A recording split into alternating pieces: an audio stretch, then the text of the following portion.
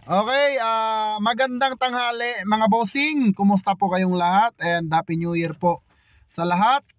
At sana'y masaya po kayo kung saan man kayo naroroon. So for today's video mga idol, ay papakita ko sa inyo yung ating mga month old at saka yung itlog na pinrepair natin para isa lang. Then bago ang lahat, shout out nga pala doon sa mga kliyente ko at sa mga solid buyers, no? Kahit hindi pa nila ako nakikita in person, kakakilala lang nila sa akin, ay nagtiwala po agad sila sa GTP Game Yard. Salamat po mga idol. And syempre, big shout out, no? Sa mga solid client ng GTP. So shout out muna kay Boss Haruko ng Davao City na kumuha sa atin ng pair na Pure Raptor sweater. At big shout out naman, no, kay Boss J Castillo, yung tropa natin from Italy, Italiano. Syempre, big shout out sa ating solid buyers from Pampanga, kay Boss Susie de la Cruz. Yan, siya po ay nasa Hawaii ngayon. At yung kinuha niya sa aking trio ay pinadala lang niya doon sa Pampanga mga idol. At syempre, new client naman, shout out kay Boss Teddy ng Pampanga. Ayan, pinapa-shout out ka ng yung pinsan na nasa ibang bansa mga idol, nasa Singapore. Ayan, at big shout out sa mga solid subscribers ng GTP. Saan man kayo dito sa Pilipinas, sana ay okay kayong lahat, especially din sa mga OFW. Ayan, lagi kayo mag-iingat dyan mga idol, at kayo lang ang inaasahan ng mga pamilya ninyo. Siyempre, so simulan na po natin ang ating video. At idol, kung bago ka pa lang sa aking YouTube channel, baka naman pwedeng pa-subscribe and papindot naman ng notification bell para updated po kayo sa bagong ilalabas na video ng GTP Game Yard. Ayan, yan po ang aking for releasing. Grabe mga idol, 80% po ay lalaki dyan. Yan po ay 21 days pa lamang mga idol. At release po yan this coming January 12. Yun, yan po ang release ng January 12 mga idol. Ito naman yung ating pin-repaired na itlog. Ayan, kung mapapansin nyo, napakadami. Yan mga idol, yan, napakadami po mga idol, no? Almost 200. Inipon ko po yan mga idol in just 21 days. At mamayang gabi ay isasalang na po yan pagkatapos pasingawin. Ayan. And then tara idol, let's go. Kung bago ka pa lang, no, at nais mong maglibang, manood ka po dito sa vlog ng GTP. Lahat po ng vlog natin ay base po sa manok. Mga idol, almost broodstag po, mga pure po ang binibreed ng GTP mga idol. Bihira po tayong mag-cross, depende lang po kung may kliyente tayo na mag-request ng battle crosses. 80% ng GTP ay pure broodstag mga idol. Then 100% authentic po ang ginagamit nating materyales, no? 100% po yan authentic, galing sa mga sikat na breeders. So yan po yung ating Raptor na napakaganda. Yan po ay medium to high mga idol. Balansyadong manok po yan mga idol. Napakaganda gawing broodstag. Pwede din pang laban, pwede pang pasty skill. Yan, nasa sa inyo na po yan mga idol. Then dito naman tayo kung saan kahapon ay nag-farm visit ako sa Nene Aguilar. Kumuha po ako ng 12 pieces, no, na mga syempre pangsalang sa ating mga raffles mga idol, no? At kung paano nga ba ako makokontak, andyan lang po sa comment section, paki-comment lang po. Syempre idol, paki-comment naman kung taga saan ka para alam ko kung saan umabot ang aking video. At kung magre-request po kayo na papa-shoutout, magpa-shoutout na po kayo at ililista natin yan maya-maya lamang. Pagkatapos ng video, abangan ko po yung comment nyo. So yan po ay authentic po yan lahat mga idol. Gaya nga na sinabi ko sa mga gustong magpasabay, pag pumunta ako sa Nene Aguilar, napaka-advantage po ninyo kasi yan po ay talagang unang pili po tayo at discounted po talaga pag nagpasabay kayo sa GTP Game Yard. Dahil suki po tayo doon. Then dito naman tayo idol sa ating, yun nga, pure broodstag, no? So let's go. Ayan, kung mapapansin nyo, may mga nakakurding dyan. Yan po ay for deliver na rin mga idol. No? Siyempre, ayan, patukayin natin yung ating mga materyales. Yan po ang Mount Banahaw na tornado hats. Yan naman po ay Machine Kelso cross sa Kanawayon. Yan, Kanawayon white streamer and Tapi white pros Kanawayon.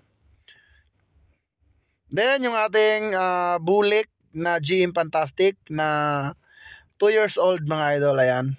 Ilalaban po yan, no, ngayong January 9 sa Derby. Then ito naman mga idol ang aking White Knight. Ayan, libangan ko po yan, mga laruan ko po yan, mga Giant. Then ito naman idol ang ating Raptor sweater. Ayan, napaka-pogi niya. At idol ko siya kasi isa siya sa pinakamatalinong manok. Matalino po siya mga idol maglaro. Hindi po siya katulad ng other Raptor na talagang magwawalis siya. Matalino. Kita nyo naman, ayaw kumain sa lupa. Gusto sa tabo. So, dyan pa lang, alam mo na kung matalino siya o hindi. Then, ito naman yung ating Raptor number 7. Yan po ay naka-reserve na po sa ating client, no? Nakalimutan ko. Singapore, yan. From Singapore. Ayun, ayaw magpa-shoutout ni boss. Sa pinsan na lang daw niya. Sa Pampanga. Si Boss Teddy. Yan, naka-reserve na po sa kanya yan. Ito naman yung aking magulang na SBR na na-cross po sa Mel Sims Black ng Black Spartan mga idol. At syempre mga idol, malapit na po ang Expo, January 19. Sa mga gusto magpasabay, i-comment nyo lang sa baba ng comment section kung gusto nyo pong magpasabay para mapilian ko po kayo. Piling-pili po ng GTP yan. At syempre, isisend ko po sa inyo yung video ng price para sa maa-avail nyong mga Nokis. Tumutulong po ako para lang po talaga yung mga kapwa ko backyard breeder ay mabigyan po ng magandang klaseng manok mga idol. Ayan din po ang white pit natin na Raptor sweater. White pit po yan. Then dito naman tayo sa ating, ito yung battle cross ko mga idol. Ayan po yung tornado sa SBR. Ayan. Okay. Napakaangas niyan mga idol. 2 taon na po yan. At yan po ay may nagmamayari na niyan. Once na dinala ko po dyan, ibig sabihin, may nagmamayari na po yan. No? At panglaban po yan sa 2 hits. Then dito naman tayo. Ayan. Ito yung mga Raptor ko na mga late maturing na inaabangan ko talaga. Pinaka gusto ko talaga sa lahat mga idol yung late maturing. Ayan, kakaiba siya sa mga Raptor na ayaw niya magpalapit pero talagang naku halimaw po, mamalo yan mga idol. Napaka the best. So yan po ang gusto ko sa late maturing at gusto ko po yung mailap. Yun mga idol, no? Yun po yung gusto ko sa manok, mailap at saka yung late maturing kasi once na lumaban na po yan mga idol, grabe, hindi na po mapipigilan yung palo. Lahat po na pinapakita ko mga idol ay mga broodstag po yan mga idol ha, mga pure po yan.